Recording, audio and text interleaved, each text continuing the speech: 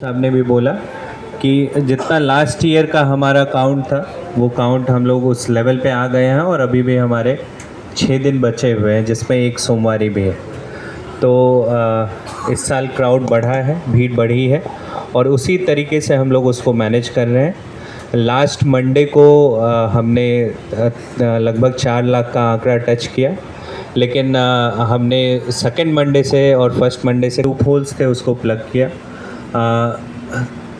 3 मंदिर के अंदर भी और रूट लाइन में भी हमारा डाइवर्जन कालीबाड़ी से होके कुमेठा वाला डाइवर्जन गया, लेकिन जो सेकेंड मंडे के अराउंड थोड़ा बहुत केओस हुआ था उधर, उसको इस बार प्लग कर लिया गया। वहाँ पे प्रॉपर फोर्स का डेपुटेशन था, क्यूआरटीज़ मूव कर रही थी और जैसा कि डीडीसी साहब ने बोला कि वहाँ पे मेडिकल फैसिलिटीज़ और सभी फैसिलिटीज़ वहाँ पे दी गई थी, जिसके कारण काफ़ी स्मूथ मूवमेंट रहा। अंदर भी काफ़ी अच्छा बाय अर्घा का मूवमेंट रहा।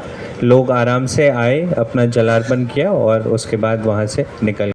तो ओवरऑल सेकेंड मंडे के बाद भी लगातार हमने देखा कि भीड़ बनी हुई है। जो मंगलवार के दिन भी 3.25 लाख की भीड़ थी, उसके बाद भी हम रेगुलर 2.5 लाख 2.25 लाख की भीड़ रेगुलर अभी चल रही है। तो आई थी मोबाइल चोरी की, तो अभी तक हमने 9 अभियुक्तों को जेल भेजा है। तक बातें को बताई गई हैं। आई थिंक लगभग सारी बातें कवर हो गई हैं। आपको एसडीओ साहब ने सभी डिटेल्स जो फैक्ट्स हैं फिगर्स के साथ बताए हैं कि कैसे फुटफॉल रहा है हमारा, वो एक्सपेक्टेशंस के अराउंड ही रहा है, उसको क्रॉस ही कर जाएगा जब ये सावन ख़त्म होगा। तो हम लोग एक्सपेक्ट करें कि जो हम लोगों ने 55 लाख का आंकड़ा जो संभावित समझा था, उससे 2-3 लाख ज़्यादा ही हम लोग उम्मीद करें कि इस बार टोटल श्रद्धालु आएंगे।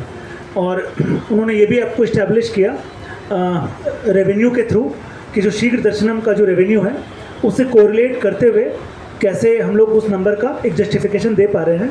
एक मल्टीपल में होता है यूजुअली, जो शीघ्र दर्शनम के जो टोटल आते हैं श्रद्धालु, उसका एक सर्टेन मल्टीपल है जो संभावित जो टोटल हमारा एक नंबर ऑफ वो रहता है कि टोटल कितने श्रद्धालु आए हैं।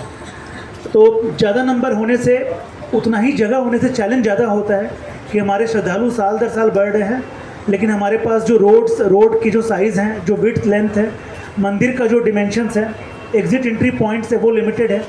तो सबसे बड़ा challenge eventually law and order का हो जाता है कि कैसे हम लोग उनको समय पे जलार्पण उनका करवा के मंदिर को फिर एक जो पंडा समाज है उनको भी समय पे मंदिर हैंडओवर करना पड़ता है ताकि भगवान को उनका रेस्ट मिले और जो उनका जो एक जो रिचुअल है, जो टाइमली रिचुअल है, वो भी पूरा हो।